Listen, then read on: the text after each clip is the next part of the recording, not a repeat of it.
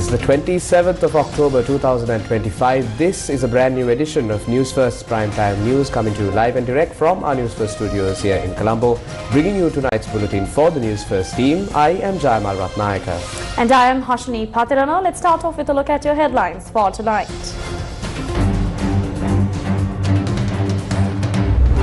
Bilateral debt restructuring agreement with Australia signed in Colombo. Sri Lanka will be developed cautiously. Minister Nalinda assures Sri Lankan expats in London. විශේෂයෙන් අලුත් කණ්ඩායමක් සහ වෙනස් දේශපාලන ප්‍රතිපත්තියක් සහිත කණ්ඩායමක්. ඒ කියන්නේ අපි වගේ කණ්ඩායමක් බලයට ආවට පස්සේදී මේ ගොඩනැගීම අපි ඊටම ප්‍රවේශමෙන් කළ යුතුයි. ඒ නිසා අපිට දැන් ආර්ථිකය සම්බන්ධයෙන් බලාපොරොත්තුවක් තබා ගන්න පුළුවන්. Host of opposition parties gear up for a protest. SJP absent. No dispute with Mathu Gamashan, says SJB MP Jagat Vitana. Detention orders issued for shooter of the Valigama chairman and other suspects as details emerge of 1.5 million rupee contract behind killing. Law enrollments to go paperless from next year, Chief Justice reveals. Rumesh Taranga named Best Male Athlete at South Asian Athletics Championships. On to your top story for tonight. Sri Lanka and Australia signed a $39 million bilateral debt restructuring agreement in Colombo. The government of Sri Lanka and the government of Australia have signed bilateral agreements on external debt restructuring. The agreements are signed today at the Ministry of Finance follow the memorandum of understanding reached with the official creditor committee and underscore Sri Lanka's commitment to concluding the restructuring process in a timely manner. The total debt restructured under these agreements is estimated at approximately $39 million. The signing ceremony featured Secretary to the Ministry of Finance, Planning and Economic Development, Dr. Harshana Surya Peruma, representing Sri Lanka, and High Commissioner Designate of Australia to Sri Lanka, Matthew Duckworth. The government of Sri Lanka expressed its appreciation to Australia for its continued support and cooperation during this critical phase. Sri Lanka, which temporarily suspended external debt repayments on the 12th of April 2022, has reached the final stages of its bilateral debt restructuring process, a critical component of the country's economic recovery plan under the Extended Fund Facility program with the International Monetary Fund. The restructuring discussions were held separately with the official creditor committee and China following the memorandum of understanding signed earlier this year. The official creditor committee operates under the co-chairmanship of Japan and France alongside India, which is not a Paris Club member. In total, 22 countries are represented in the committee, with China participating as an observer. Sri Lanka has already finalized agreements with several key bilateral creditors, including France, Japan, the United Kingdom, India's Export-Import Bank and the Hungarian Export Credit Insurance Company. Can the NPP government rebuild the nation? Now, last evening in London, UK, Minister Nalinda Jayatissa addressed the Sri Lankan community, offering a clear explanation on this pressing question. අපි අපේ උපරිම මහන්සියෙන් වැඩ කරනවා. අපේ කණ්ඩායම ආණ්ඩුව විවේකයක් We are working with utmost dedication. Our team is moving forward with careful planning and unity without taking a break. We did not inherit a country that was running smoothly or comfortably. In fact, had the country been in such a state, we might not have had the opportunity to form a government through the election. Before we took office, the country was facing a severe economic crisis. We were also diplomatically cornered on the global stage. Our passport had lost its value and we couldn't even obtain visas. It was during this extremely challenging time that we were given the responsibility to lead the country. Over the past year, our biggest challenge had been stabilizing the collapsed economy. That has been our top priority. Especially as a new team with a different political approach, we knew that rebuilding had to be done with great caution. That is why we now have reason to be hopeful about the economy. I believe it's not just what I say. International financial institutions such as the IMF and the Asian Development Bank, among others, have expressed their confidence in the progress we've made in a very short period of time. In our political culture, many people found it odd that we operated from the opposition. It was seen as something that didn't fit our society. But now it is the old political culture where opposition is used merely as a tool that feels outdated. The political culture we are trying to establish should reflect elements of the mature political systems seen in countries like the United Kingdom and across Europe. We must make those principles a normal part of our own political culture. යම් හෝ අංගෝපාංග ප්‍රමාණයක් අපේ සංස්කෘතියේ සාමාන්‍ය දේවල්ට පත් කරගන්න ඕන. Speaker Jagat Vikramaratne, along with ministers Nalinda Jayatissa, Harshana Nanayakara and Saroja Savitri Polraj, are currently in the United Kingdom to participate in a program organised by the Westminster Foundation. A coalition of opposition parties, excluding the Samagi Jana Balawegaya, is preparing to stage a protest on the 21st of November. The participating parties held a media briefing in Colombo to announce the share details of the upcoming demonstration. Representing the United National Party were General Secretary Thalata Atukorala and former Chief of Staff to the President Sagala Ratnayaka. From the Sri Lanka Podujana Peramuna, General Secretary Sagara Karyavasam, MP D.V. Chanaka and media spokesperson Sanjeeva Edirimana were present. Representing the Sri Lanka Freedom Party was Mahinda Amaravira, the Senior Deputy Chairman. From the Podujana Iksat Peramuna, it was Anura Priyadarshana Yapa, the party leader. Also in attendance were former ministers Tiran Alas, Prasanna Ranatunga, Udaya Gammanpila and former MP Mohammad Muzammil. The Speaker has brought in a public investigator from Polonnaruwa and started cleaning up Parliament from the kitchen itself. We've never seen a time in history where parliamentary traditions were so blatantly violated. Members representing Parliament are being ridiculed. There are claims that MPs' pensions are being cut. But let's not label MPs as thieves. They serve the people tirelessly, day and night. If you take away their retirement benefits, some may be forced to abandon their public service altogether.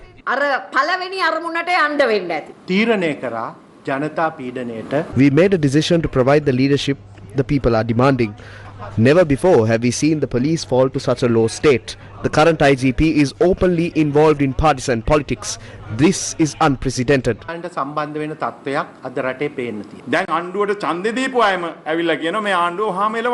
Those who voted for this government are now calling for its immediate removal. We hear it everywhere we go. People asking why this government is still in power while the country continues to suffer. Even those who helped bring this administration to power are now voicing their regret.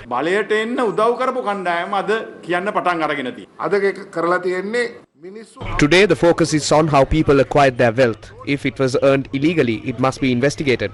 I am not saying don't investigate, but now it's being treated as routine and handed over to the police. I don't think there is another country in the world where this kind of normalization happens.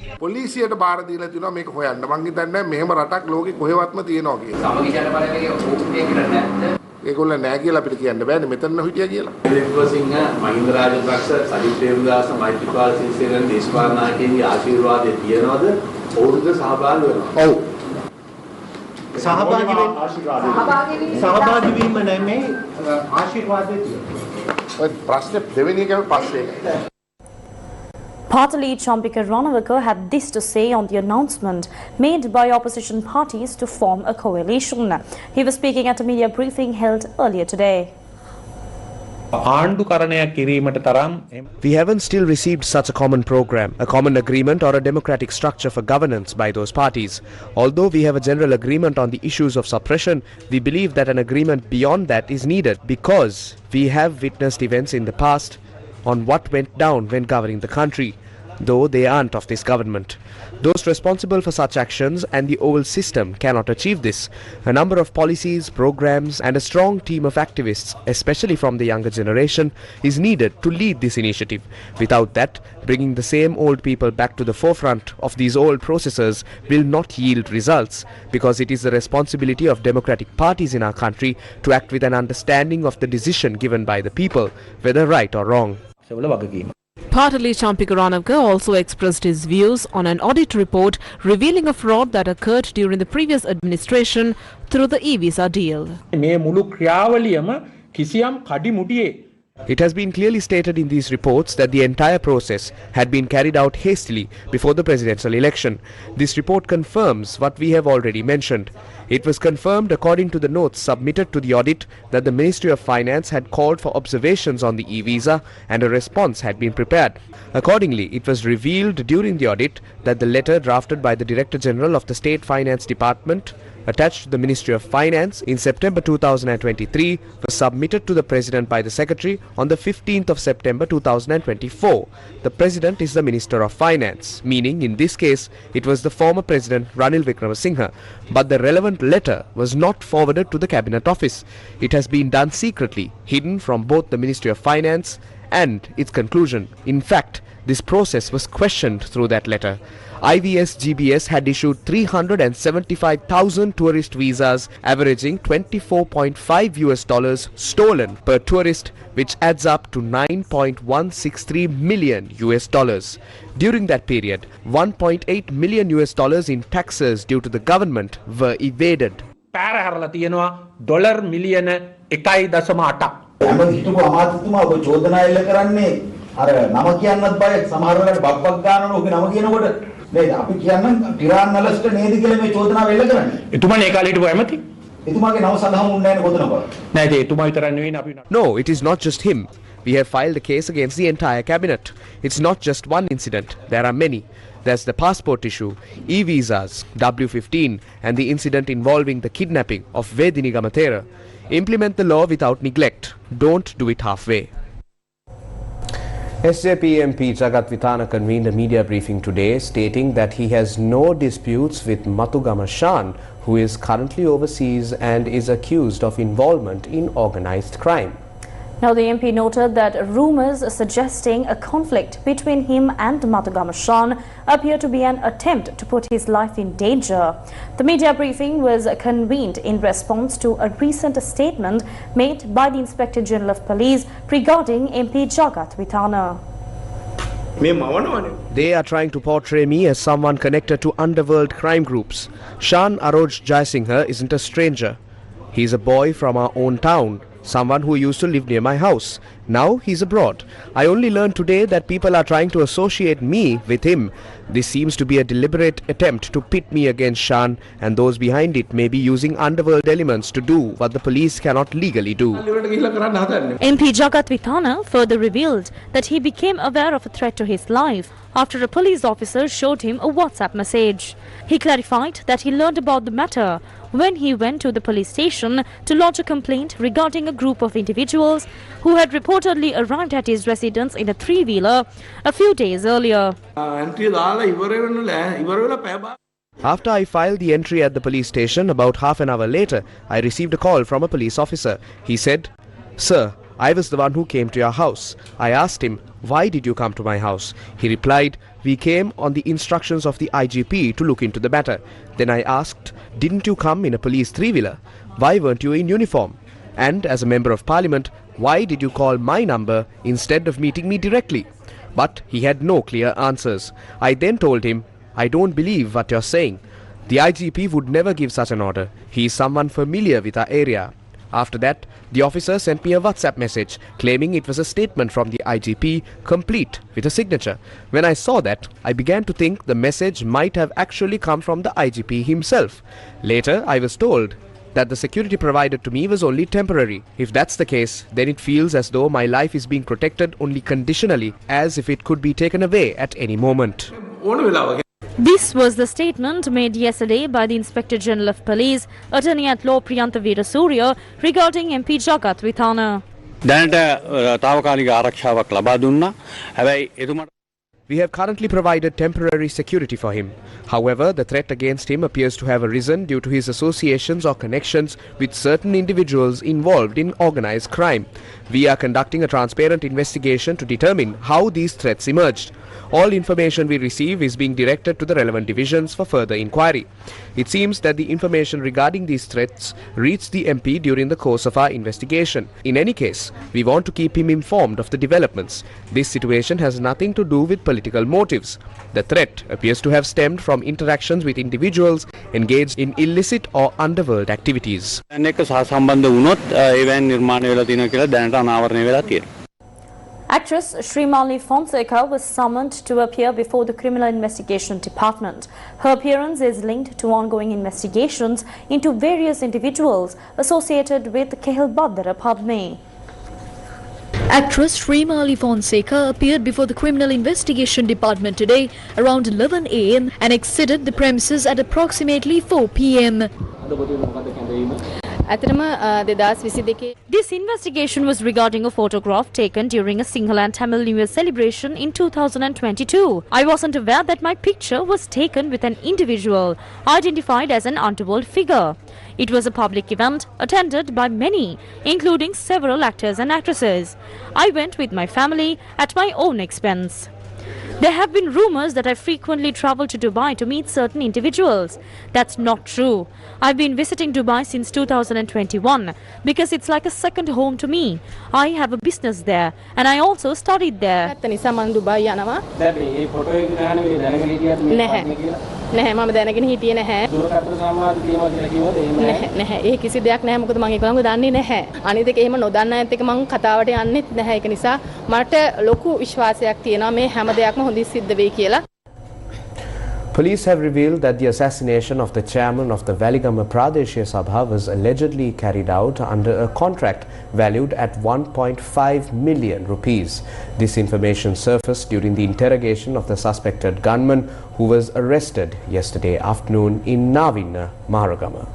Now, authorities stated that the suspect, along with his wife, the motorcycle rider and the individual who provided them with shelter, will be held for 72 hours for questioning. Additionally, 3 other suspects believed to have assisted in the execution of the crime are being detained for 48 hours for further investigation. The Financial Crimes Investigation Division has launched an investigation into suspects arrested in connection with the assassination of Valigama Pradeshya Sabha chairman Lasantha Vikramasekara. According to police sources, 10 specialized teams have been deployed under the direct supervision of the Inspector General of Police to investigate the incident. So far, 7 suspects have been arrested from Galle, Kakirava and Valigama. In a pre-dawn raid yesterday, police apprehended 2 male suspects and 1 female suspect hiding in an abandoned house in the Nimasapanaha area of Kakirava and Radhapura.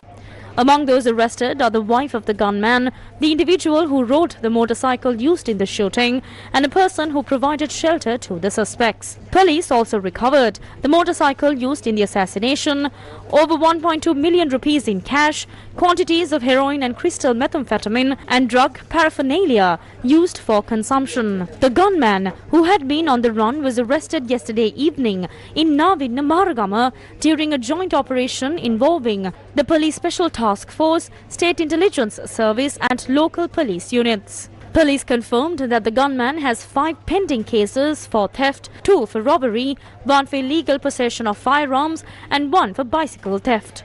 The gunman was presented before the Colombo Judicial Medical Officer this afternoon for further examination.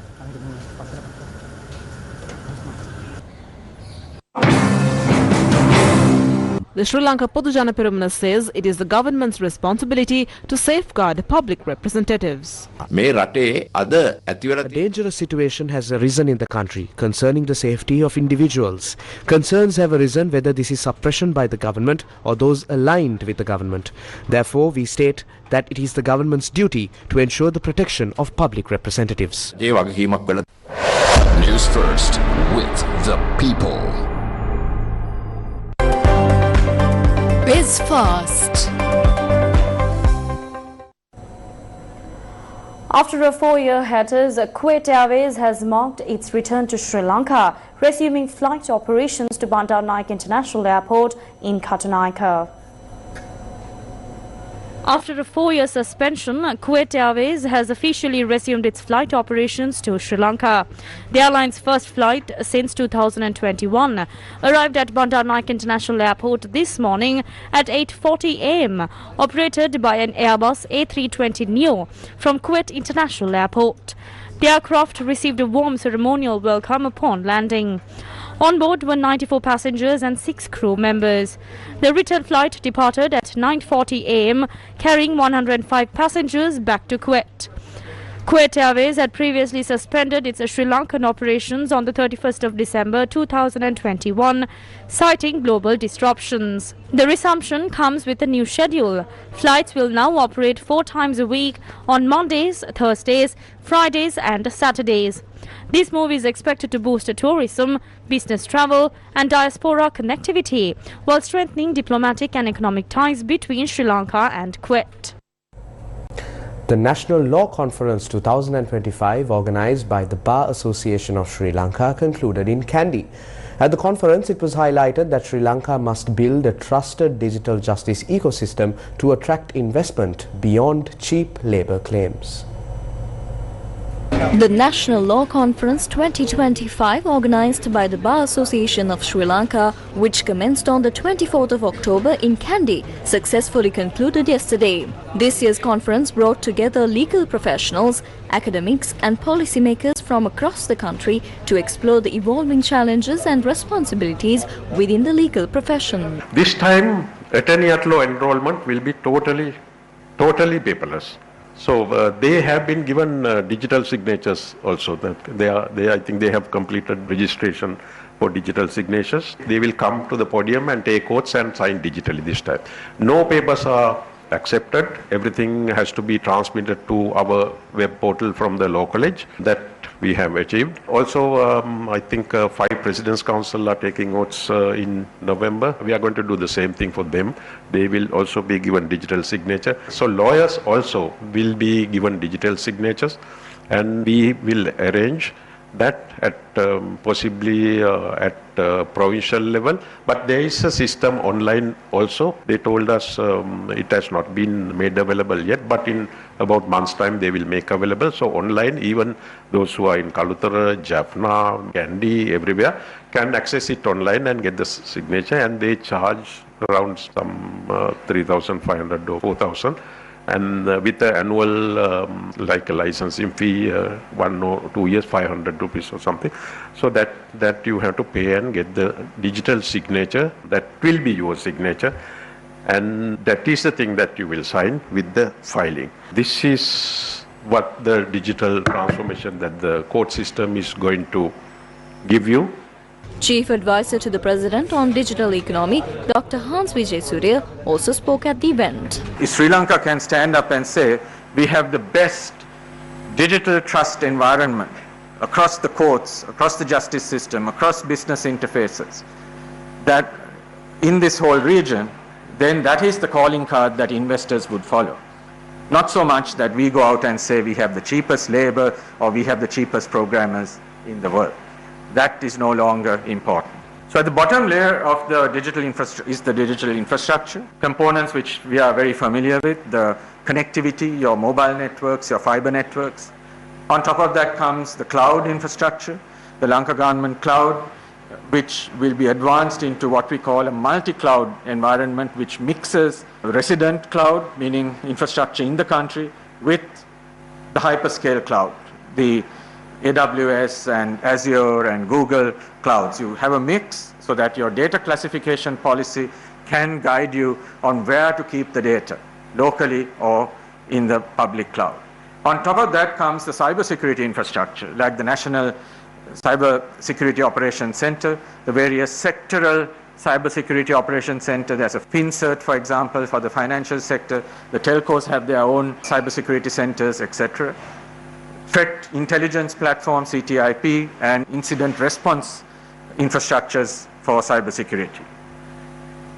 Now the sectoral piece of this blueprint, in fact, Sri Lanka is fairly advanced in its sectoral digitization. And here we have the justice system and courts, for instance, already well on the way. And there are other sectors also who have advanced systems. But we all know that the problem in Sri Lanka is not so much the state of digitization in individual institutions, but the fact that the horizontal layer, the interoperability, is very poor. Sri Lanka has topped South Asia in AI job exposure. But is it ready? Here is a look based on a report from the World Bank. Sri Lanka is emerging as one of South Asia's most AI-exposed economies, reflecting its relatively skilled and educated workforce, according to the latest World Bank South Asia Development Update. While South Asia's workforce remains moderately exposed to the disruptive effects of artificial intelligence due to the dominance of low-skill, agricultural and manual labor jobs, Sri Lanka stands out with the highest share of AI-exposed occupations in the region. Across South Asia, only 22% of jobs are classified as AI-exposed, with Sri Lanka and Bhutan leading the pack, and Nepal recording the lowest exposure.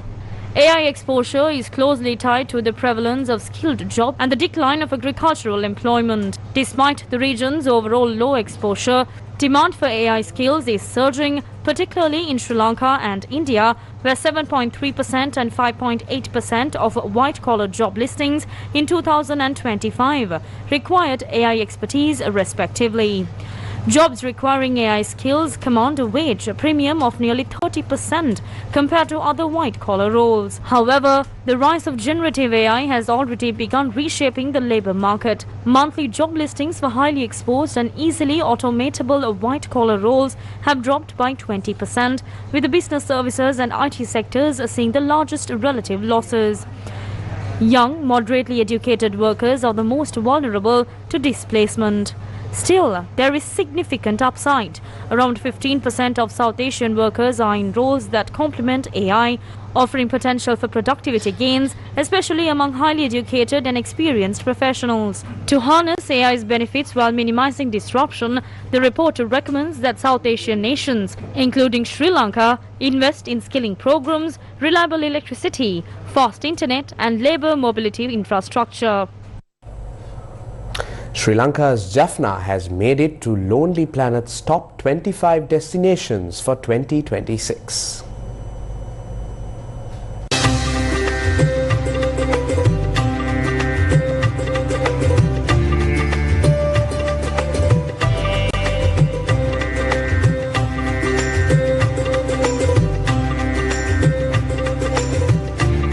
Global travel guide Lonely Planet has ranked Jaffna as one of the 25 best destinations for 2026, spotlighting the northern city as a cultural gem and culinary haven for adventurous travelers.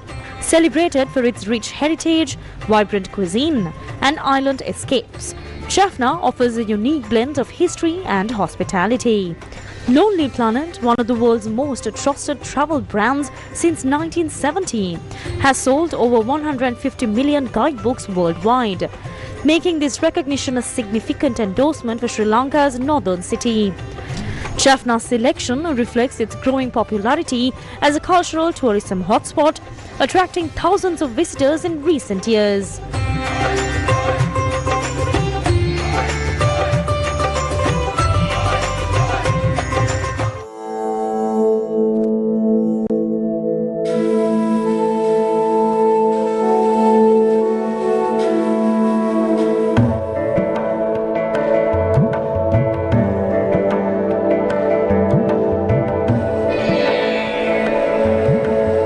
Visitors can explore landmarks such as the restored Jaffna Public Library that was once destroyed during the Civil War, the Portuguese-built Jaffna Fort dating back to 1619, and the Fox Jaffna Resort, where two former bunkers have been transformed into a history museum and an art gallery.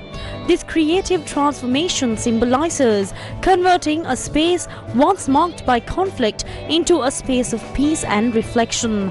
These landmarks of Jaffna were featured on Lonely Planet for their powerful story of history and culture.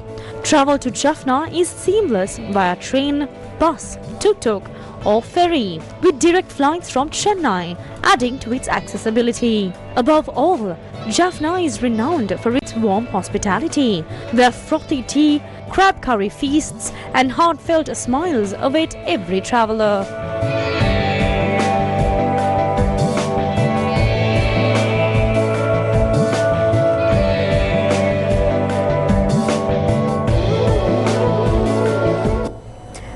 The grand finale of the Hill Capital Walks training program, hosted by the Hill Capital Toastmasters, took place in Kandy yesterday. The grand finale of the Hill Capital Walks training program, organised by the Hill Capital Toastmasters, was held in Kandy yesterday. The event marked the conclusion of an 8-week training program, followed by a preliminary contest leading up to the final speech competition. Out of 21 participants, 6 finalists competed for the top title. Yusuf Riaz emerged as the champion of Hill Capital Walks, showcasing outstanding communication and public speaking skills.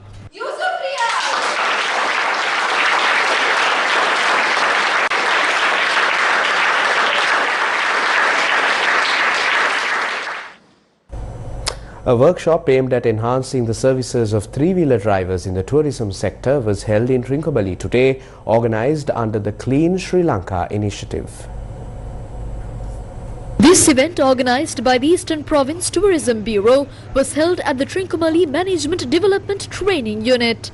The 2-day workshop aims to enhance the skills of drivers and address issues related to tourism development. The Governor of the Eastern Province, Secretary to the Chief Minister of the Eastern Province, Chief Secretary of the Eastern Province, Chairman of the Eastern Province Road Passenger Transport Authority, police officials and other related officials were present at the event. NPP Arsangalaye Clean Sri Lanka. The NPP government's Clean Sri Lanka initiative has launched a training program for three-wheeler drivers who serve the tourism sector. The program aims to enhance their skills, behavior and attitudes. Three-wheelers play an important role in supporting tourism, but sometimes issues can arise during trips. This initiative seeks to address those challenges by promoting positive attitudinal and behavioral changes, which are expected to have a significant positive impact. A positive impact varumenda. Sadasivam Jnanendran, who served in the commercial productions division of MTV, has passed away. Sadasivam Jnanendran joined the Capital Maharaja Group's MTV channel in 2003 as an advertising producer. Born in Jaffna, he later resided in Badulla and pursued his advanced level studies at Vivekananda College, Colombo.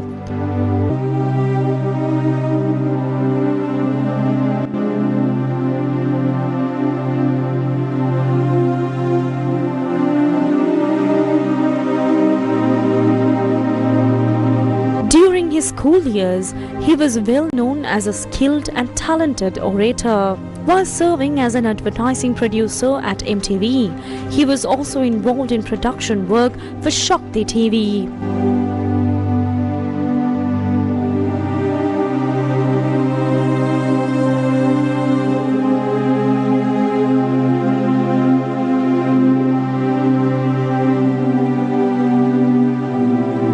Due to his proficiency in the Sinhala language, he also contributed to programs aired on Sirasa TV. Sadasivam Jnanendran was deeply involved in many aspects of production, including advertising, editing, script writing and coordination, and was known as a kind-hearted individual, loved by everyone.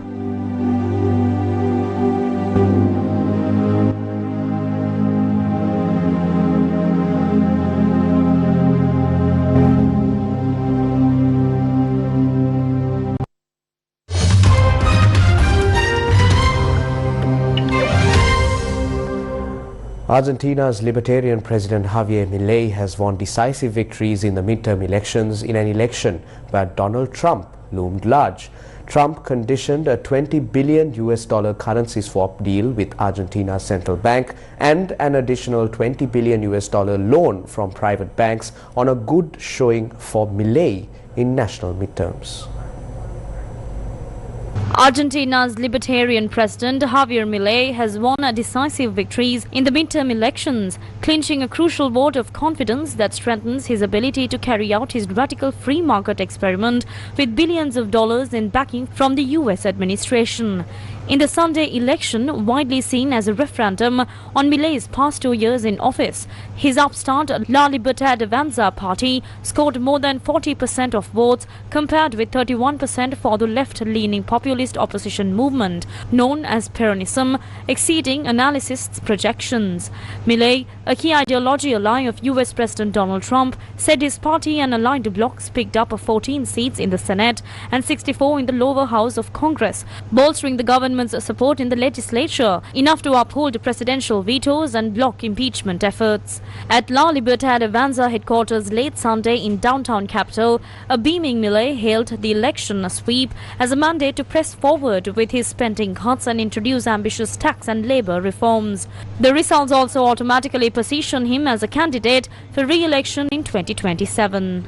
US President Donald Trump appeared to condition a $20 billion currency swap deal with Argentina's central bank and an additional $20 billion loan from private banks on a good showing for Milei in national midterms, threatening to rescind the assistance for the cash-strapped country in the event of a Peronist victory. To stem the run on the peso, Milei burned through billions of dollars in foreign exchange reserves to shore up the peso.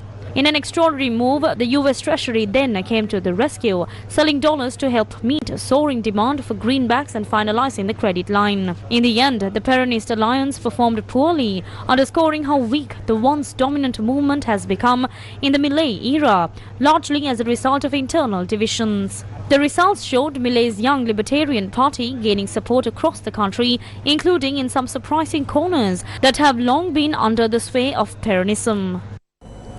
US President Donald Trump arrived in Tokyo, Japan, his second stop on a 3-country tour of Asia. In Tokyo, he will have the opportunity to meet with Sanae Takaichi, a staunch conservative and protege of the late Shinzo Abe, who became Japan's first female prime minister this month.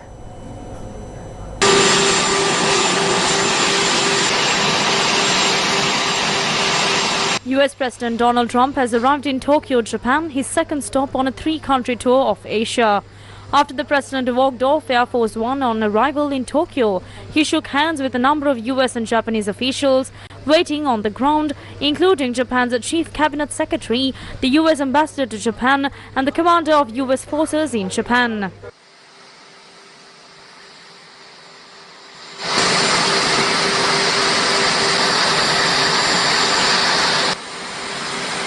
Trump then stepped onto the Marine One presidential helicopter and departed the airport for Tokyo's Imperial Palace, a 10-minute flight away.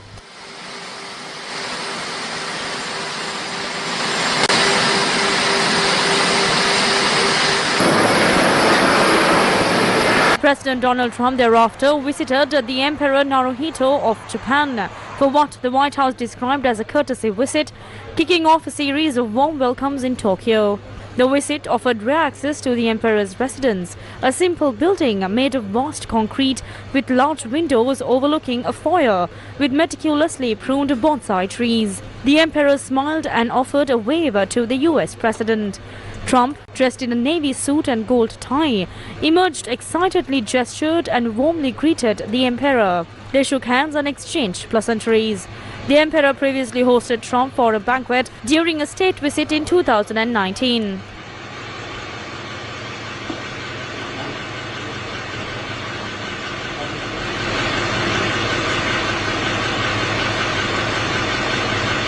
Tokyo police have tightened the security in the capital for US President Donald Trump's 3-day visit to Japan. This will be Trump's first visit to Japan since 2019. The Metropolitan Police Department has set up a special headquarters and mobilized some 18,000 officers, about the same number that were deployed for Trump's previous visit to Japan.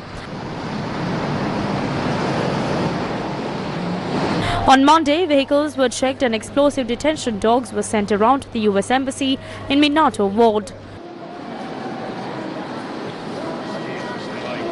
The police plan to focus on preventing crimes by so-called lone offenders who are not connected to any organizations. Police officers are on the alert 24 hours a day, inspecting vehicles, questioning suspicious individuals, and investigating possible threats in social media posts.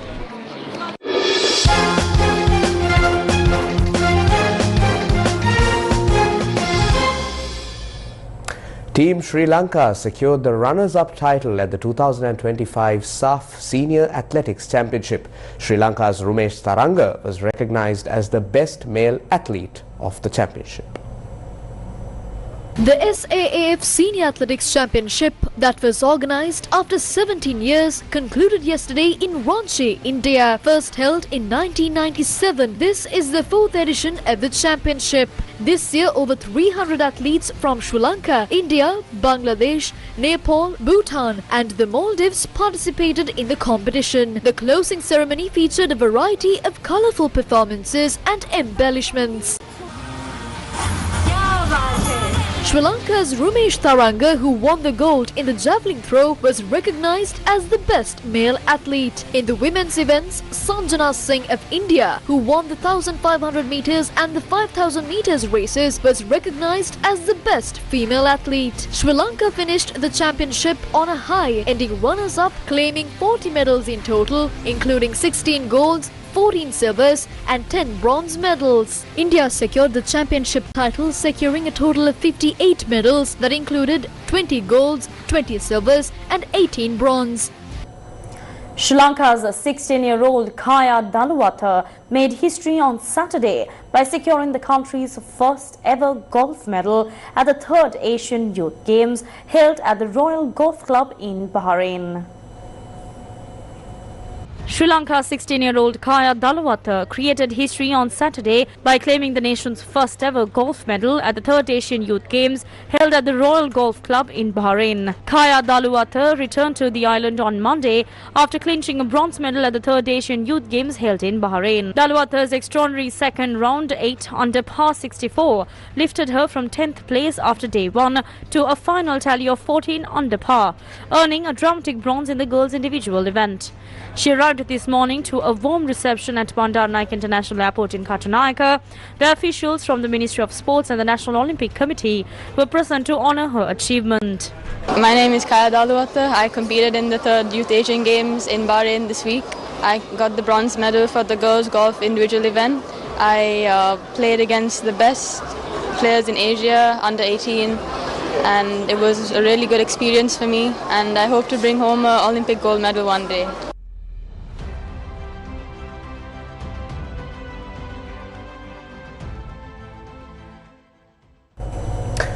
Beautiful Sri Lanka invites you on yet another enchanting journey today. And with that, we wrap up Primetime News for tonight. Thank you for watching. Good night. Knuckles, beautiful once again. Cool streams cascade down, painting a paradise-like picture for the world to see. This is the Huluganga waterfall. It lies in Panvila, Kandy. There are also the breathtaking Bamara Alla and Gomare waterfalls. Here we have the Jodu Alla waterfall. Two enchanting streams plunge side by side over a rocky plateau, giving it the name Jodu Alla or Twin Falls. Not far from here flows Sari Alla. Its mist trails gracefully like the fabric of a sari, earning the waterfall its charming name. Sari Alla adds even more beauty to this stunning landscape. Sri Lanka is welcoming more and more travellers every year.